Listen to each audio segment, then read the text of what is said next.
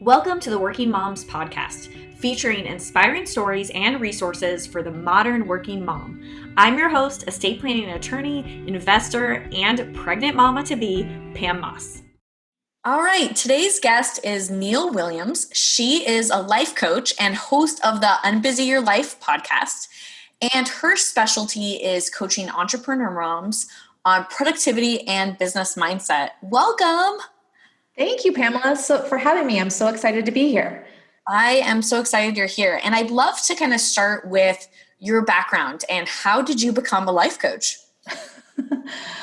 Well, I was struggling as a working mom, and I don't even remember how exactly I found Brooke's podcast, but Brooke Castillo through the Life Coach School, who I'm certified through as a life coach, but I just also finished Master Coach certification. I found her podcast brand new. And I just she literally changed my life in the podcast. And I was like, okay, this is what I have to do. I need to help other people do this too. Oh, I love that. And kind of what I loved about how you talked about how it changed your life and you wanted to kind of share that with others. What are some of the ways that it changed your life? Yeah. So I think I was in that kind of like that typical corporate mom mold where I was working tons of hours and I had my son, and I just felt like this could not be the way that I spend the next 18 years of my life. Like, surely there's a better way to do this. That doesn't mean that I'm not working and producing and doing work in the world, but in a more sustainable, balanced way. I just decided there had to be a better way to do that than working all of those hours. And that's kind of what I set out to do.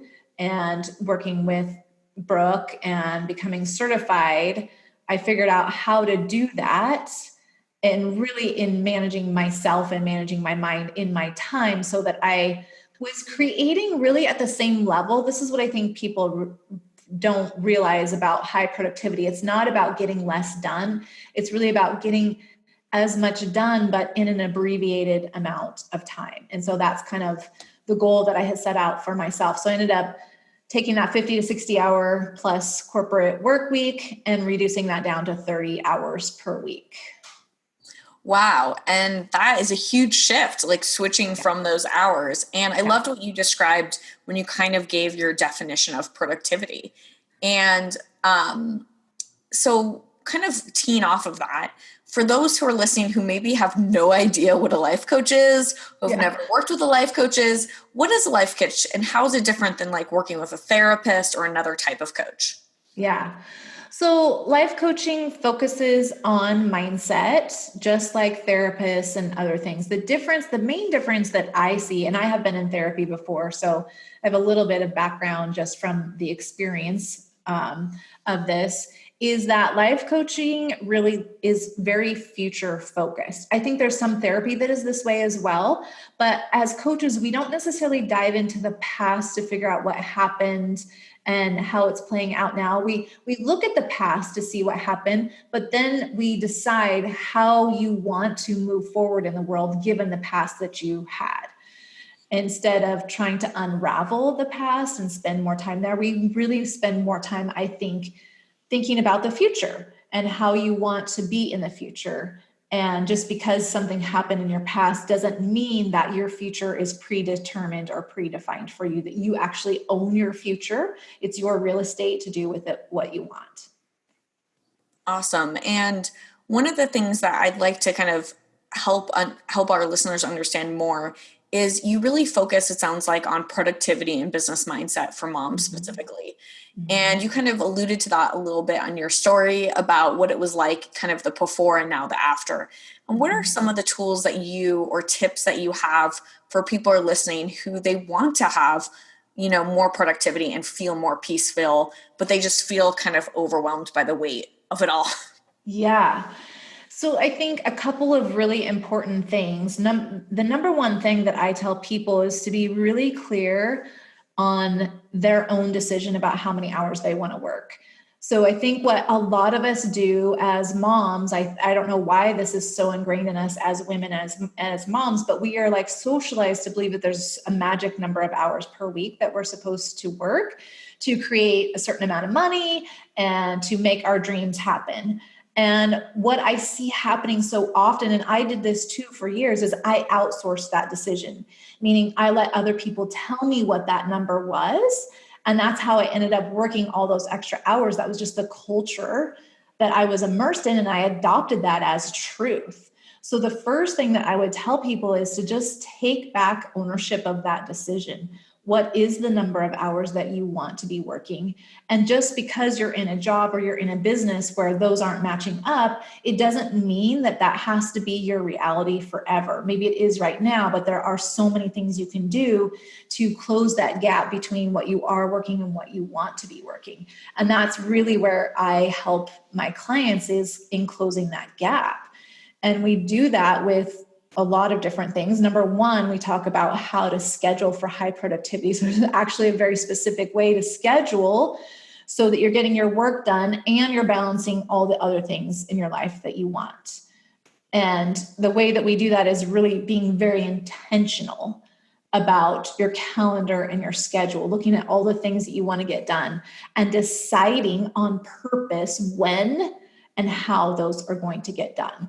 And this is very different than the way that most people approach. Like, they'll have a to-do list, right? We get this like to-do list torture is almost what we do to ourselves, right? We have this to-do list and we start the day with it, and maybe it grows throughout the day, and then we feel like we're not accomplishing anything. And the way that I teach my clients to approach a to-do list is, yes, do the list, but don't just stop at making the list. Process the list so that every single thing on it gets onto your calendar with a specific date and a specific amount of time to complete each of those tasks. That's really where you go from just making a list and seeing what it is you want to do to getting the things actually done, putting it onto your calendar. I love that. And I kind of wanted to back up to the first part of what you said, which was how we tend to outsource how many hours we should work in a week. And so we're so conditioned to think we should be working a 40-hour work week, or if I'm in the legal field, so it's like 60-hour work week, whatever field you're in. And so really, for those who are kind of like, my mind was blown when you just said that. I'm like, what? You mean I have a choice? I don't have to work. And so can you unpack that a little bit more? For people who are listening, who are initially thinking, wait, Neill, I can't do that. I have a corporate job like you did. How is that possible? What advice would you have to help them unpack it, to let them know it's possible, and also to let them kind of disconnect the two as far as, their existing results right now versus what they want in the future? Yeah. I think the biggest shift that people have to start thinking about is, so number one, let's even think about where that 40-hour work week came from. I mean, that was created 100 years ago by Henry Ford. And at the time it was revolutionary, right? It was like, it changed people's lives by constraining the work week to 40 hours. But it was built for a different time in our society. And it was built for a different type of work. That's where we were producing widgets, right? We were looking at how many things we can produce. That is not the society that we live in anymore. And this is not it. We're working moms, which is a very different application of a work week than what it was 100 years ago. That looks very different. And so it's so fascinating to me that we've adopted this as still the cultural norm, when it doesn't even align with the life that we're living right now or what we're producing in our work. Most of us are not producing widgets, right? We're producing other things. We are doing more creative type work where we're creating things that didn't exist in the world. And so I think the idea is to question what you've always just adopted as true. And is that true for you? And if it's not, owning that decision for yourself. It's just the idea that you get to own that decision, that nobody else makes that for you. Number one, puts you back in your power position. And that's really like the start of all of it, right? Because if you're empowered, you'll figure out a way to create what it is that you want. But when you feel like you're out of control, that you don't have control over this situation, this number of hours you want to work per week, there's no reason to go after trying to make a change because you can't. So that's the first thing that I would say, is just understand that you own that decision. Even if it feels like you are the square peg in the round hole. I can't even tell you how much I felt that going through this process. I was always the odd man out. I was always the one saying, no, we don't need to work this extra overtime. Here's how we can create at the same level, but not use extra hours to do it. I was always that person who was creating the friction, right?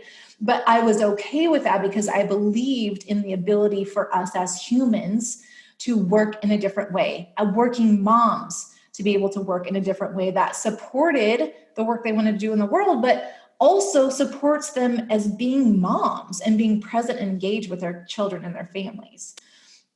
So that's number one, just owning it. And then number two, I think the shift that we have to make, and this is really what I want all of us in the society to start thinking about, is producing value and results versus widgets, right? So we don't need to think about number of hours if we're not producing widgets. If we think about results, if we're results focused, that takes the focus off of the number of hours.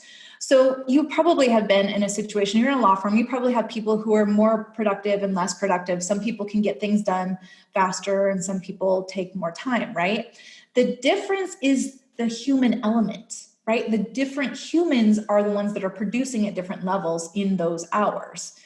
It's not the number of hours that's important. It's who you are in those hours, how you show up, and how focused you are, how intentional you are about what you're going to create in that hour. So I like to think about every hour has a job. What was this job's hour to create?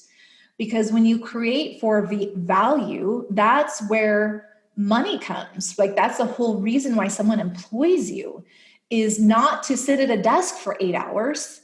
They employ you and pay you money in exchange for the value you're creating for that organization. So the better you get at creating value in a shorter amount of time, that's where you get to have leverage over even going to your employer and saying, listen, I'd like to work less hours, which is exactly what I did. I said, listen, I don't need to work this number of hours, but I'll produce at the same level. Like, I'm not asking you to pay me less to produce less. I'm going to produce at the same level for you. And that's really where you start to see leverage in how you can create at such amazing levels in such a short amount of time, is shifting that focus. How did that go? How did that conversation go of switching from 40 to 30? It took a while. I mean, I'm going to be honest, right? Because I'm in a firm, I would say, structured very much like a law firm.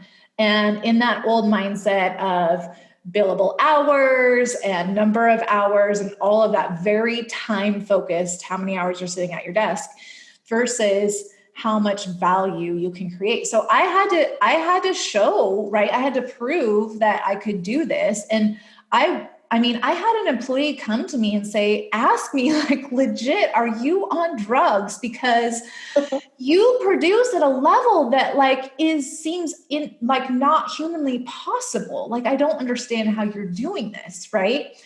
And it's because I was so intentional with my time. Like, if you think about the amount of time that we waste going into the office and getting the cup of coffee and sitting down and checking the email and all of that, really, when you break it down, there's a study that just came out that showed most people work about 10 hours out of their 40 hours in focused time actually getting work done. So that's a lot of fat to trim out. Yeah, that is amazing. When you, I know, like, when I first heard Brooke Castillo say that she takes, I think it was 2 days off per week, it really was a shift for me to want to start trying to work my business towards the same. And is that something that you've kind of implemented in your own business? I love kind of sharing those, like, here's an example of what's possible. Yeah. Like, have you created that space in your schedule where you just have that freedom? Yeah. So my number one step was to reduce my corporate working time down to a level that gave me the space in my life to be able to build my business, because that's ultimately what I wanted to do, right? So I did that, and my goal and my commitment to myself was to create this business, which is now a 6-figure business, in 25 to 30 hours per week. I was not willing to spend more time than that.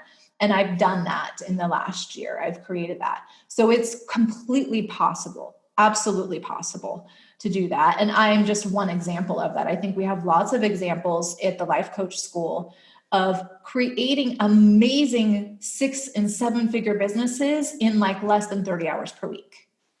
That's amazing. That is really, really great. And when you're working with clients and they know they want that space, they know they want that time, and there's somewhat of that initial block that we just described of like, okay, you can actually do it. That's the first part. Yeah. And then what do you actually want to create, which sounds like the second part of like, how is this all going to mix in with your kind of day to day?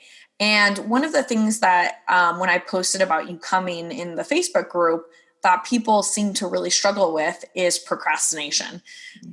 Do you have any tips when it comes to, having this productive and peaceful life and then procrastination hits?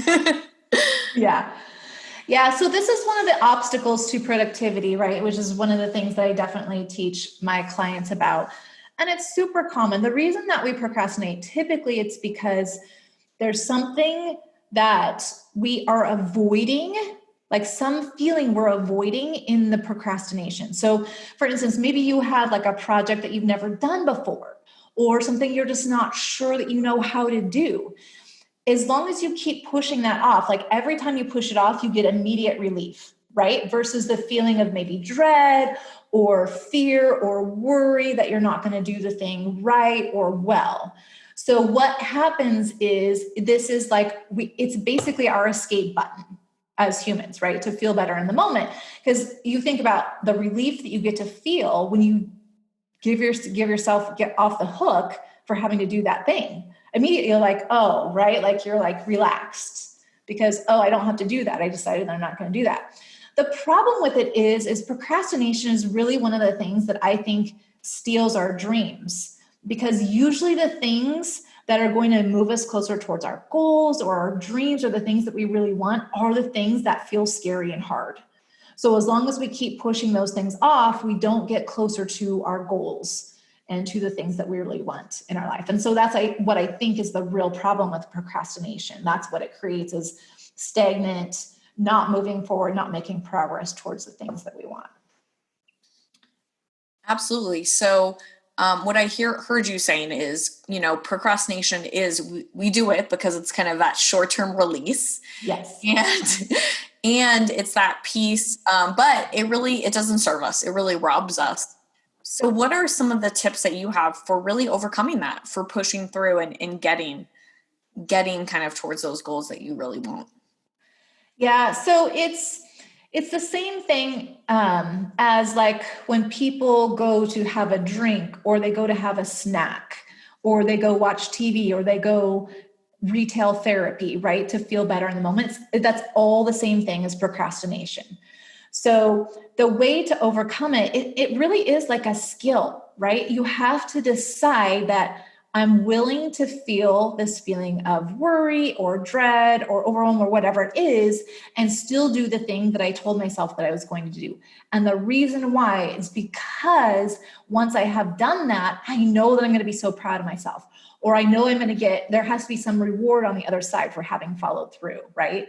I'm going to feel so accomplished, or I'm going to feel so excited that this thing is done and it's off my plate, right? So it's a process. And it's really like you want to go after it like it is a process, and you're not going to be perfect at it. This is what I always teach my clients. They're like, well, I followed through 3 times out of 10 this week. And I'm like, great. So you're 30% of the way there, right? It's not going to necessarily be 10 times out of 10.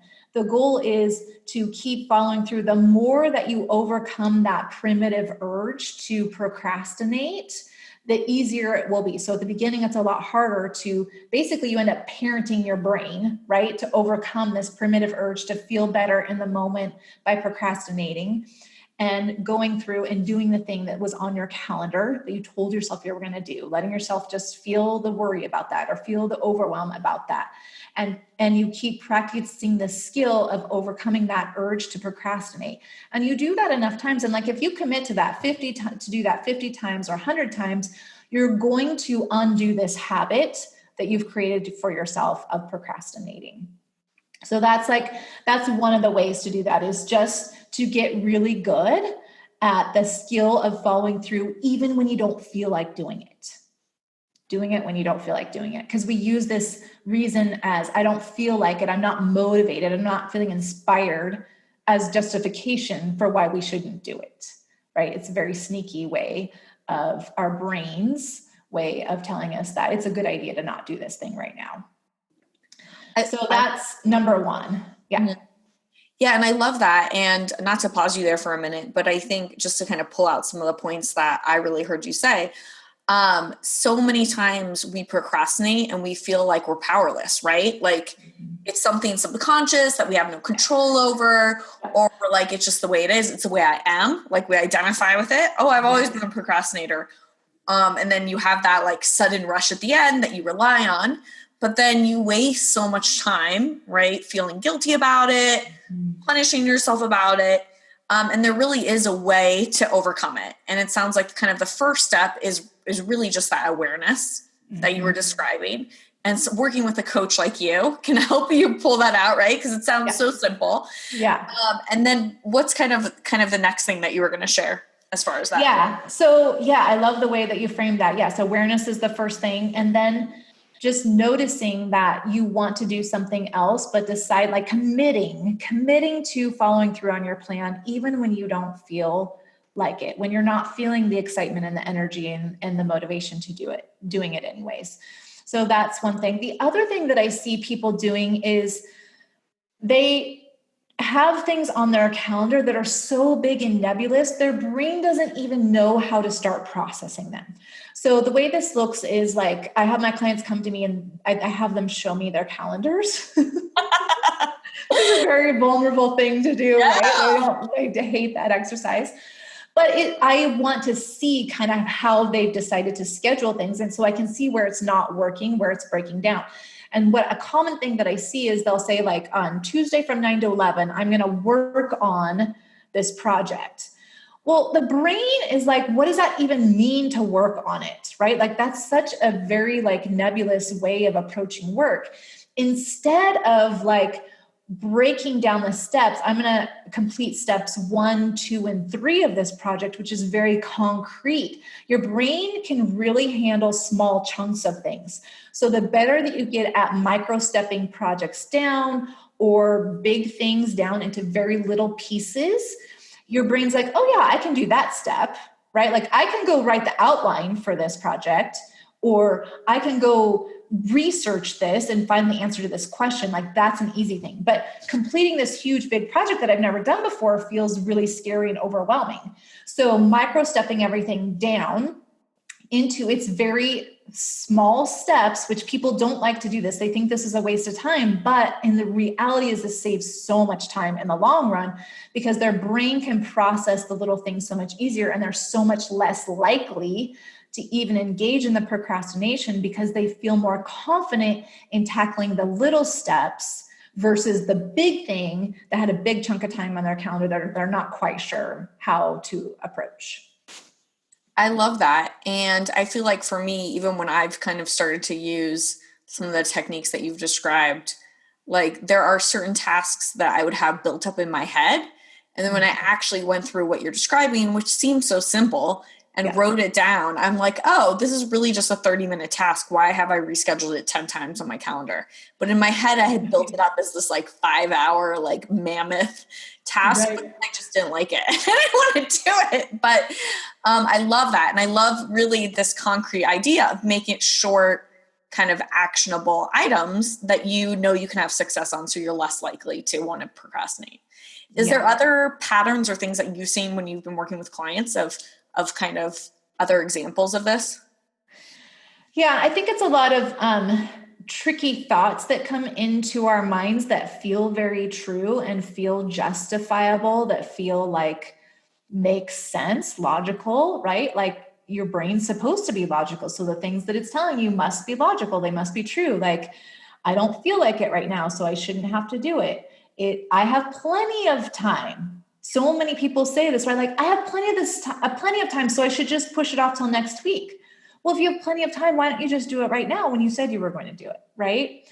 Or it's not that big of a deal. I'll get it done later. All of these things that are seem like very truthful thinking to your brain, you have to really watch out for those sneaky thoughts, because those are the ones that end up tripping us up, that just feel like they feel logical and they feel like the smart thing to do, right? So that's the other thing. And for everybody, it's a little bit different. Most people have like a certain thought, a certain belief that surfaces very often. And because it happens so like on such autopilot default, they don't recognize it as the thing that is their stumbling block that is fueling them to procrastinate. So that's the other thing that I would point out, is that everything that we do or we don't do, in this case, procrastinate, is because of the way that we're thinking. And so finding those habitual thoughts that are fueling you to procrastinate is the ultimate solution to this problem. And it genuinely takes someone else coaching you to pull those out, because they're so ingrained in you that you can't even see them as thoughts. I love that, because there is, there is this disconnect where you don't want to keep doing it. You Yeah. want to, and you're kind of trying to like force yourself with the action, right? Like you're trying to move Yes. yourself into that direction, but something keeps holding you back. And really it's talking to someone like you to really uncover that. What is really going on in my head that all the productivity books in the world won't help me with, because I'm in my own way. Right. Right. And this is the way, like when you find that thinking and then you're able to shift it, this is how you more organically just follow through on your plan, where you're not like white knuckling to follow through. You know what I mean? It's a different energy. It's a different way of approaching it, when the thinking is a thing that's driving you to follow through, versus just you're trying to overcome your primitive brain in these thoughts. And you could do that. You could willpower your way through it, right? Like a lot of people do that. And the problem is it's often not sustainable long term. Like we'll do it for a week, or we'll do it for like 2 weeks. But if we don't change that pattern of thinking in the brain that is fueling the procrastination, it's typically not something that you'll stay with in the long term. I love that. And in your own life, I know we kind of started the conversation with, the goal is to feel more peaceful, right? Or Yeah. to have a peaceful life. Have you kind of noticed, since you've put this into practice in yourself and with your clients, have you noticed that shift where it goes from being, I'm this overwhelmed, busy, because you say unbusy your life, Yeah. this overwhelmed, busy person. Have you seen that shift with you and your clients where I'm no longer a busy person, I'm a peaceful person, or whatever it is for them? Yeah. Yeah, for sure. Because once you become highly productive, you get time freedom, which is really what most of us want, right? We want to not feel like tied to work. We want to feel like we have the time and the space for the rest of our life. And that ultimately and even if you schedule time off, here's what I see happening for most people. They'll schedule time off, but then they feel guilty and their brain is really still at work. Even though maybe physically they're with your family or kids or whatever, your brain is still in work and all of the undone things. So when you learn to be highly productive and you know exactly when everything is getting done because you've scheduled it in a highly productive way, you don't have to keep your brain in your work when you're in your non-work hours. And that alone, like having the space and the freedom to just enjoy your non-work hours, is a completely different experience than having that work brain come with you and telling you all the things you should have gotten done. And you should probably sneak away into the office for an hour while the kids are sleeping to get more things done, right? Or get up early before the kids are up, or stay up. This is what a lot of my clients do. They stay up all night working, or until 1 or 2 in the morning trying to catch up because they didn't get enough done. Like that is not a peaceful way to live. That is not like an enjoyable way to live in your non-work hours. So when you know exactly how to get all your work done and you leave your office whenever it is, if it's Thursday night or Friday night, you're done for the week and everything that you scheduled is accomplished, you could just like free to live the way that you want. I love that. Well, thank you so much for being here with me today. Yeah. And before we sign off, I just wanted to have you share with us kind of what is the best way for people to get in touch with you and how can people work with you? Yeah. So right now I am enrolling in my group program. It's called the Productive and Peaceful Life. And the whole idea behind this program is to shrink that gap between what you are working right now, which I would just say, like, if you have an idea what you're working, probably add 10 hours to that. And that's a little bit closer to what you're actually working, especially if you're someone who's in your phone right before you go to bed, or you take your phone to the bathroom with you to answer emails or whatever, all that extra time that we spend working. The gap between that and what you actually want to be working, the whole idea of this program is that we shrink that gap down and we align those two. So if anybody's interested in that program, we are enrolling right now. And you can just go to my website, www.neillwilliams.com, and you can sign up for a call where you can apply to be enrolled into the program. I love that. And also you have your podcast. Yes. That people can check out. And I'll include that in the show notes, the Unbusy Your Life podcast. Awesome. Awesome. Well, thank you again. Thank you so much, Neill. Thank you, Pamela. This was so fun. Hey mama, I hope you enjoyed today's episode. Head over to my website, www.findpam.com, for all the show notes and links. And you will also get access to my free legal tool to name legal guardians. It's all right there at findpam.com.